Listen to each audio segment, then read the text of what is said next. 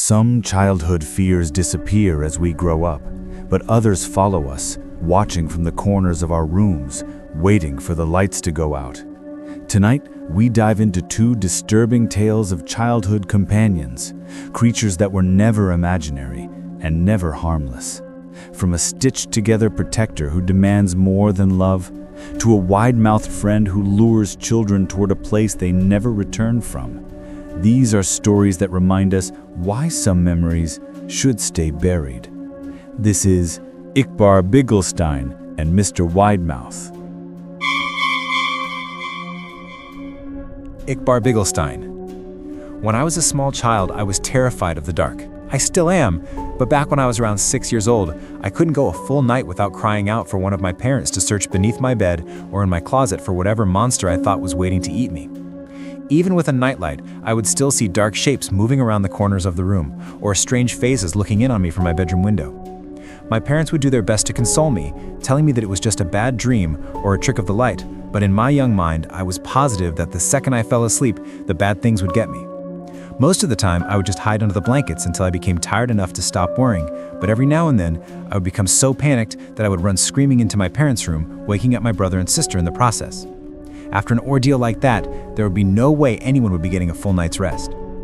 Eventually, after one particularly traumatizing night, my parents had had enough.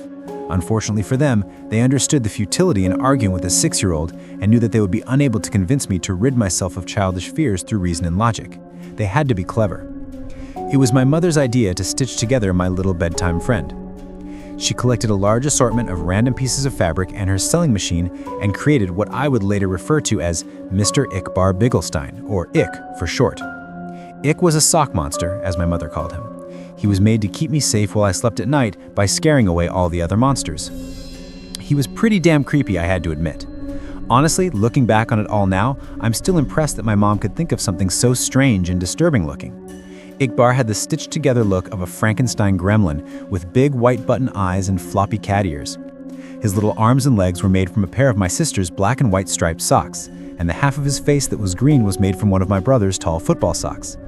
His head could have been described as bulbous, and for his mouth, my mom attached a piece of white fabric and sewed in a zigzag pattern to shape a wide grin of sharp teeth. I loved him at once.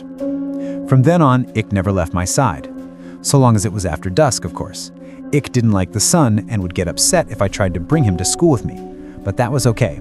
I only needed him at night to keep away the boogeymen, which is what he was good at. So every night at bedtime, Ick would tell me where the monsters were hiding, and I would place him near the section of my room closest to the spookiness. If there was something in the closet, Ick would block the door. If there was a dark creature scratching at my window, Ick would be pressed up against the glass. If there was a big hairy beast under my bed, then under the bed he went. Sometimes the monsters weren't even in my room. Sometimes they would hide in my dreams, and Ickbarr would have to come with me into my nightmares. It was fun bringing Ick into my dream world, as he and I would spend hours fighting off ghouls and demons. The best part was, in my dreams, Ick could talk to me for real. "How much do you love me?" he would ask. "More than anything," I would always tell him. One night in a dream, after I had lost my first tooth, Ick asked me for a favor. "Can I have your tooth?" I asked him why. "To help me kill the bad things," he said. The next morning at breakfast, my mom asked me where my tooth went. From what she told me, the tooth fairy didn't find it under my pillow. When I told her that I gave it to Ickbarr, she just shrugged and went back to feeding my little sister. From then on, every time I lost a tooth, I would give it to Ickbarr. He would always thank me, of course, and tell me that he loved me. Eventually, though, I ran out of baby teeth, and I was beginning to get a little too old to still be playing with dolls. So Ick just sat there on my bookshelf, collecting dust, slowly fading away from my attention. Over time, the nightmares, however, became worse than ever. So bad that they even began to follow me to the waking world, terrorizing every dark corner or rustle in the bushes. After one particularly bad night biking home from a friend's house, where I swore a pack of rabid dogs were chasing me, I got home to find something strange waiting for me in my room. There, on my bed, standing fully upright in the soft glow of the moonlight from my window, was Ickbarr. At first, I just thought my eyes were playing tricks on me again. They had been all evening. So I tried to flick on the lights. Another flick of the light switch, then another, and another, with no change to the darkness. It was then that I started to get nervous. I backed away slowly toward the door behind me, my eyes never leaving the shape of Ick's silhouette. My hand awkwardly outstretched behind me, reaching for the doorknob. I was just about to get my ass out of there when I heard the door slam itself shut, locking me into blackness. In nothing but shadows and silence, I stood frozen in place, not even breathing. For how long I can't say, but after what felt like a lifetime of cold fear, I heard the shrill, familiar voice. "You stopped feeding me, so why should I protect you?" "Protect me from what?" "Let me show you." I blinked once and everything changed. I wasn't in my bedroom anymore. I was somewhere else. It wasn't hell, but the comparison wasn't far off. It was some sort of forest, a horrible, nightmarish place where partial embryonic abortions hung from the canopy, and the ground swarmed with carnivorous insects. A thick fog wafted through the air, and with it the stench of rotting meat, while chartreuse lightning flashed across the night sky. In the distance, I could hear the agonizing screams of something not quite human. My head throbbed like it was about to explode, the pain forcing out a river of tears. In my mind, I heard his voice again. "This is what your reality would become without me." I felt earth-shaking steps approaching fast. I'm the only one who can stop it. It was behind me now, huge and angry, hot breath across my back. "Bring me what I need, and I will." I woke up before I could turn around. The following day, I raided my parents' closet for my brother's baby teeth, giving them all to Ickbarr. Almost immediately, the night terrors ceased, and I was more or less able to go on about my life as normal. From time to time, I would have to sneak into my little sister's room and snatch what was meant for the tooth fairy, or strangle one of the neighborhood cats and pry out its sharp little incisors. Anything to ward off the visions. Anything from a shark tooth necklace to a cavity-ridden bicuspid. I also began to notice that Ick would move about my room whenever I left for any length of time, rearranging my stuff and hanging additional curtains. He was even beginning to look more lifelike somehow. In the right light, his teeth would glisten, and he was warm to the touch. As much as he creeped me out, I couldn't work up the courage to just destroy him, knowing perfectly well where that would leave me. So I went on collecting teeth for Ick throughout high school and college. The older I got, the more things I would learn to fear, the more teeth Ick would need to keep me safe. I'm 22 years old now, with a decent job, my own apartment, and a set of dentures. It's been almost a month since Ick's last meal, and the horrors are starting to crowd around me once more. I took a detour through a parking garage this after work. Found a man fumbling with his car keys. His teeth were stained yellow from a lifetime of cigarettes and coffee. Even still, I had to use a hammer to get out the molars. When I got back to my apartment, he was waiting for me. On the ceiling, in the corner, 2 white eyes and mouth of razors. "How much do you love me?" he asks. "More than anything," I reply, taking off my coat. "More than anything in the world." Story 2. Mr. Widemouth.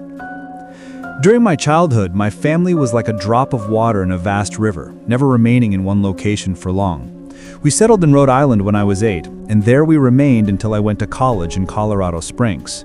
Most of my memories are rooted in Rhode Island, but there are fragments in the attic of my brain which belong to the various homes we had lived in when I was much younger.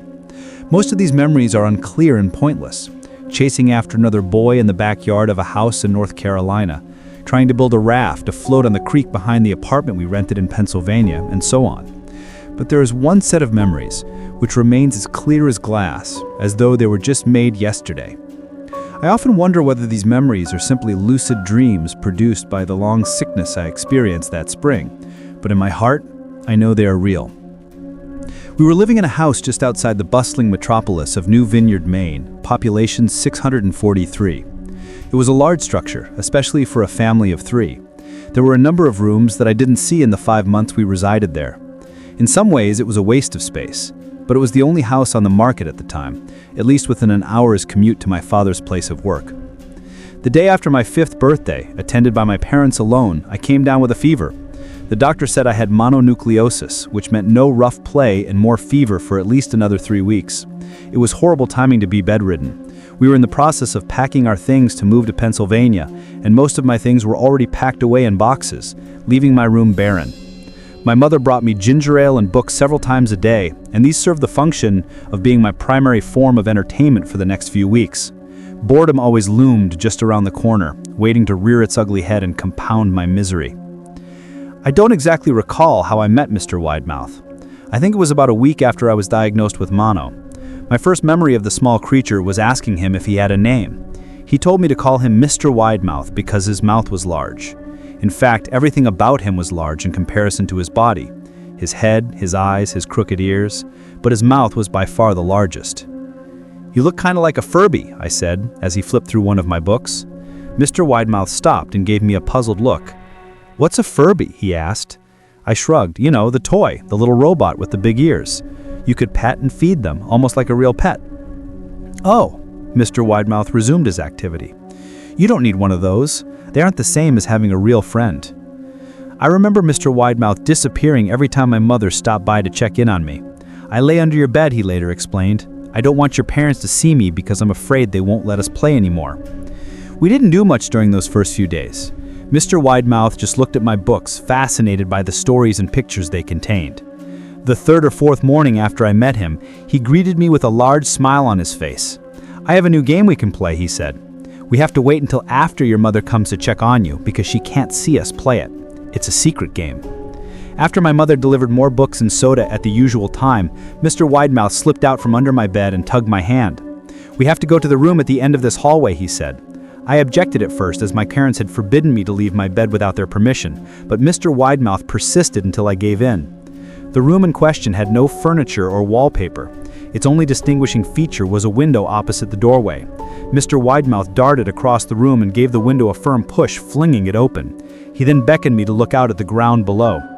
We were on the second story of the house, but it was on a hill, and from this angle the drop was farther than 2 stories due to the incline.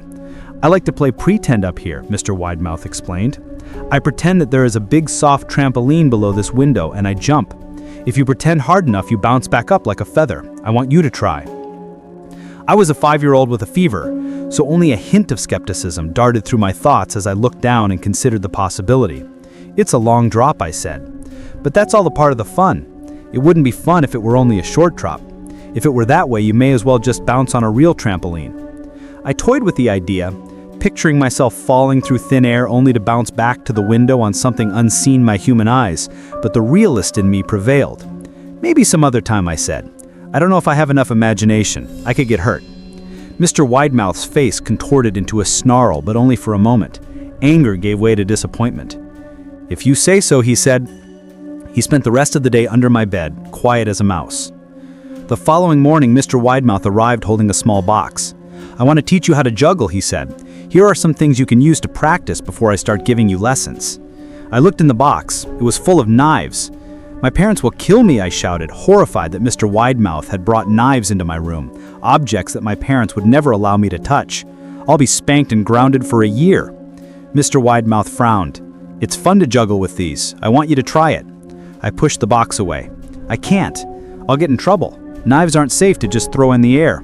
Mr. Widemouth's frown deepened into a scowl. He took the box of knives and slid under my bed, remaining there the rest of the day. I began to wonder how often he was under me. I started having trouble sleeping after that. Mr. Widemouth often woke me up at night, saying he put a real trampoline under the window, a big one that I couldn't see in the dark. I always declined and tried to go back to sleep, but Mr. Widemouth persisted. Sometimes he stayed by my side until early in the morning, encouraging me to jump. He wasn't so fun to play with anymore. My mother came to me one morning and told me I had her permission to walk around outside. She thought the fresh air would be good for me, especially after being confined to my room for so long. Ecstatic, I put on my sneakers and trotted out to the back porch, yearning for the feeling of sun on my face. Mr. Widemouth was waiting for me. "He has something I want you to see," he said. I must have given him a weird look, because then he said, "It's safe, I promise." I followed him to the beginning of a deer trail that ran through the woods behind the house. "This is an important path," he explained. "I've had a lot of friends about your age. When they were ready, I took them down this path to a special place. You're not ready yet, but one day I hope to take you there." I returned to the house wondering what kind of place lay beyond that trail. 2 weeks after I met Mr. Widemouth, the last load of our things had been packed into a moving truck. I would be in the cab of that moving truck, sitting next to my father for the long drive to Pennsylvania. I considered telling Mr. Widemouth that I would be leaving, but even at 5 years old, I was beginning to suspect that perhaps the creature's intentions were not to my benefit, despite what he said otherwise. For this reason, I decided to keep my departure a secret. My father and I were in the truck at 4 a.m. He He was hoping to make it to Pennsylvania by lunchtime tomorrow with the help of an endless supply of coffee and a six-pack of energy drinks. He seemed like a man who was about to run a marathon, rather than one who was about to spend 2 days sitting still. "Early enough for you?" he asked. I nodded and placed my head against the window, hoping for some sleep before the sun came up. I felt my father's hand on my shoulder. "This is the last move, son, I promise. I know it's hard for you, as sick as you've been. Once Daddy gets promoted, we can settle down and you can make friends." I opened my eyes as we backed out of the driveway. I saw Mr. Widemouth's silhouette in my bedroom window. He stood motionless until the truck was about to turn onto the main road. He gave a pitiful little wave goodbye, steak knife in hand. I didn't wave back.